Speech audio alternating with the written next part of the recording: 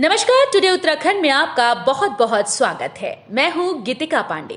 हमारे प्यारे राज्य उत्तराखंड से जुड़ी हुई खबरों को जानने के लिए टुडे उत्तराखंड को सब्सक्राइब करें और उत्तराखंड के किस जिले से ये वीडियो देख रहे हैं कमेंट बॉक्स में हमें जरूर बताएं। परिवहन निगम के मृतक आश्रितों को मिलेगी रोडवेज में नौकरी। लंबे इंतजार और आंदोलन के बाद बड़ी राहत। अपनों के खोने के गम के साथ परिवहन निगम के मृतक आश्रित के तौर पर जिन परिवारों को सहारा नहीं मिल रहा था, उन्हें धामी सरकार ने बड़ी राहत दे दी है।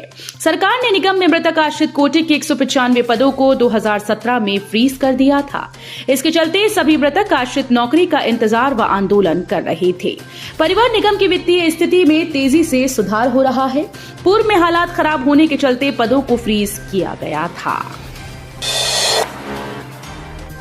पर्यटकों से गुलजार हुआ नैनीताल। वीकेंड पर बड़ी भीड़, पार्किंग को लेकर है स्पेशल तैयारी। सरोवर नगरी में सैलानियों की भीड़ उमड़नी शुरू हो गई। वीकेंड पर नगर के कई होटल्स एडवांस में बुक हो चले हैं। शुक्रवार को नगर के पार्किंग स्थल पर्यटक वाहनों से पटे नजर आए। क्रिसमस पर्व के अवकाश के चलते वीकेंड लंबा हो चला, जिसके चलते शुक्रवार से ही सैलानियों का नैनीताल पहुंचने का क्रम शुरू हो गया है। राज्य लोक सेवा आयोग की समूह परीक्षा से भी भर्ती होंगे मृतक आश्रित। यूपी के जमाने से लगी थी रोक। उत्तर प्रदेश सरकार के जमाने से लगी समूह में मृतक आश्रितों की भर्ती पर रोक को सरकार ने हटाने का फैसला लिया। अभी तक राज्य लोक सेवा आयोग की परिधि में आने वाली समूह भर्तियों में मृतक आश्रितों की एंट्री नहीं थी। पेपर लीक प्रकरण के दौरान सरकार ने भर्तियों में तेजी बरकरार रखने के लिए अधीनस्थ सेवा चयन आयोग की समूह भर्तियों की जिम्मेदारी राज्य लोक सेवा आयोग को सौंप दी थी। मेडिकल कॉलेजेस में बढ़ेगी पीजी की सीट, दूर होगी विशेषज्ञ डॉक्टर्स की कमी। प्रदेश में विशेषज्ञ डॉक्टर्स की कमी दूर करने के लिए सरकार ने राजकीय मेडिकल कॉलेजेस में पीजी की सीट बढ़ाने की योजना बनाई है। इसके लिए पीजी करने वाले डॉक्टर्स को 2 साल तक सीनियर रेजिडेंसी के रूप में सेवाएं देनी होंगी। अभी तक ये अवधि 1 साल के लिए ही थी। एसडीएम और विधायक के कहने पर चली वनंतरा रिजॉर्ट में जेसीबी। अब 5 जनवरी को अगली सुनवाई। अपर जिला और सत्र न्यायाधीश कोटद्वार रीना नेगी की अदालत में अंकिता हत्याकांड के सत्र परीक्षण के दौरान शुक्रवार को 2 पुलिसकर्मियों और एक जेसीबी चालक के बयान दर्ज हुए। जेसीबी चालक ने बताया कि उसने यमकेश्वर के तत्कालीन एसडीएम और विधायक के कहने पर वनंतरा रिजॉर्ट में जेसीबी चलाई थी। कोटद्वार के एडीजे कोर्ट में ट्रायल के दौरान शुक्रवार को अभियोजन पक्ष की ओर से 3 गवाह श्यामपुर निवासी जेसीबी चालक दीपक और घटना के दिन लक्ष्मण झूला थाने में तैनात पुलिसकर्मी राजवीर सिंह व रविंद्र सिंह की अदालत में बयान दर्ज कराए गए। एबी और सी कैटेगरी में चिन्हित होंगे सार्वजनिक उपक्रम और निगम। मुख्य सचिव एसएस संधू ने दिए निर्देश। राज्य सरकार के सार्वजनिक उपक्रमों, निगमों और स्वायत्त शासी संस्थाओं के बीच प्रतियोगी भावना पैदा करने के लिए प्रदेश सरकार अब इनकी ग्रेडिंग करेगी। इन्हें 3 श्रेणियों में बांटा जाएगा। मुख्य सचिव डॉक्टर एसएस संधू ने सार्वजनिक उद्यम विभाग को इस संबंध में कार्रवाई करने के निर्देश दिए।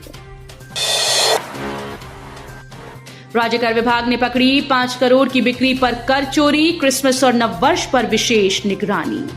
राज्य माल और सेवा कर विभाग ने देहरादून, हरिद्वार, रुद्रपुर और हल्द्वानी की 18 फर्म से 5 करोड़ की बिक्री पर कर चोरी पकड़ी। विभाग की ओर से बिल लाओ इनाम पाओ योजना शुरू की गई।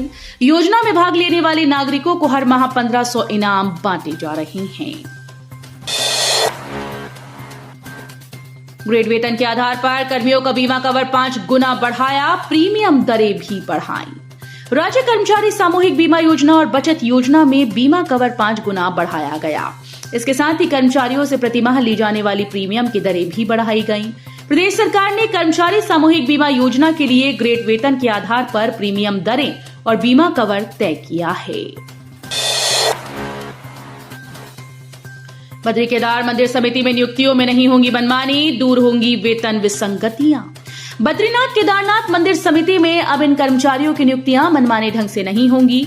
इसके अलावा कर्मचारियों की वेतन विसंगति दूर होने के साथ ही पदोन्नति की राह भी खुलेगी।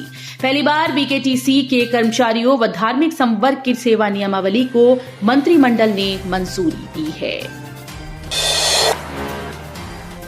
हजारों कर्मचारियों की मुराद पूरी। पूरे सेवाकाल में एक बार प्रमोशन के मानकों में छूट। प्रदेश मंत्रिमंडल ने कर्मचारी कर्मचारियों को पूरे सेवाकाल में एक बार के लिए प्रमोशन के मानकों में छूट देने का फैसला किया। इसके लिए कार्मिक विभाग को अहर्कारी सेवा में शिथिलीकरण नियमावली को 1 जुलाई से 2023 से 30 जून तक के लिए प्रभावी कर दिया गया है। हरिद्वार विश्वविद्यालय पहुंचे उपराष्ट्रपति, बोले नई लोकसभा का करें दर्शन, देखें बदलते भारत की तस्वीर। उपराष्ट्रपति जगदीप धनखड़ गुरुकुल कांगड़ी सम विश्वविद्यालय में आयोजित महर्षि दयानंद सरस्वती की 200वीं जयंती पर बतौर मुख्य अतिथि पहुंचे। इस दौरान उपराष्ट्रपति ने कहा कि विद्या एवं संस्कारों की तपस्थली में वेद विज्ञान संस्कृति महाकुंभ जैसे वृहद आयोजन में मुझे आमंत्रित करके जो सम्मान दिया, उसके लिए मैं हार्दिक आभार प्रकट करता हूं। पारंपरिक खेती में बदलाव, ज्यादा मुनाफा देने वाली नकदी फसलों की तरफ बढ़ा नई पीढ़ी का लगाव। उत्तराखंड में परंपरागत फसलों के उत्पादन और खेती किसानी के तौर तरीकों में बदलाव आया। कम लागत में ज्यादा मुनाफा देने वाली नकदी फसलों की तरफ नई पीढ़ी का लगाव बढ़ रहा है। पढ़े लिखे युवा भी खेती किसानी को आजीविका का साधन बना रहे हैं।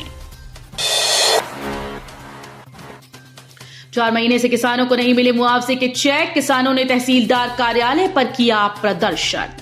गत माह जुलाई और अगस्त में वर्षों के दौरान बर्बाद हुई फसलों के मुआवजे के चेक न मिलने पर भाकियू कार्यकर्ताओं ने तहसीलदार कार्यालय पर प्रदर्शन किया। तहसील प्रशासन पर भ्रष्टाचार का आरोप लगाते हुए किसानों ने जमकर नारेबाजी की। साथ ही कार्रवाई न होने पर तहसील पर तालाबंदी करने की चेतावनी दी।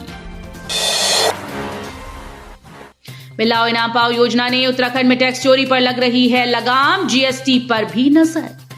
राज्य सरकार की मिलाओ इनाम पाओ योजना दोहरे लाभ का सौदा साबित हो रही है। योजना में भाग लेने वाले नागरिकों को हर माह 1500 इनाम बांटे जा रहे हैं और उनके लकी ड्रॉ के लिए जमा कराए जा रहे बिलों के आधार पर राज्य कर विभाग को कर चोरी की चौखट तक पहुंचने में मदद मिल रही है। टिहरी झील के ऊपर पैराग्लाइडिंग का खूबसूरत नजारा, इसे हब बनाने की है तैयारी, लोग ले रहे प्रशिक्षण। उत्तराखंड में अब पर्यटन को बढ़ावा दिया जा रहा है। नई टिहरी जनपद में अंतर्राष्ट्रीय टिहरी एक्रो फेस्टिवल के सफल आयोजन के बाद देश के विभिन्न राज्यों के 20 पैराग्लाइडर को टिहरी में पैराग्लाइडिंग का प्रशिक्षण दिया जा रहा है। झील के पास कोटी कॉलोनी में 20 दिसंबर से 24 दिसंबर तक पैराग्लाइडिंग कंपनी मंत्रा के माध्यम से चलने वाले इस प्रशिक्षण में तुर्की के अंतर्राष्ट्रीय प्रशिक्षक फेदरी टाई प्रशिक्षक पैराग्लाइडर को पैराग्लाइडिंग की बारीकियां सिखा रही हैं। जिला पर्यटन विकास अधिकारी अतुल भंडारी ने बताया कि गत माह 24 से 28 नवंबर तक टिहरी एक्रो फेस्टिवल कराए जाने का उद्देश्य टिहरी बांध की झील को पैराग्लाइडिंग के क्षेत्र में अंतर्राष्ट्रीय पहचान दिलाना था। इसमें तुर्की, Germany, Sri Lanka, Austria, Nepal, Japan, New Zealand सहित देश के विभिन्न पैराग्लाइडर्स ने प्रतिभाग किया था। तो ये थी हमारे प्यारे राज्य उत्तराखंड से जुड़ी हुई कुछ खास और अहम खबरें। इसी तरह की लेटेस्ट अपडेट पाने के लिए अभी सब्सक्राइब करें टुडे उत्तराखंड चैनल को। धन्यवाद।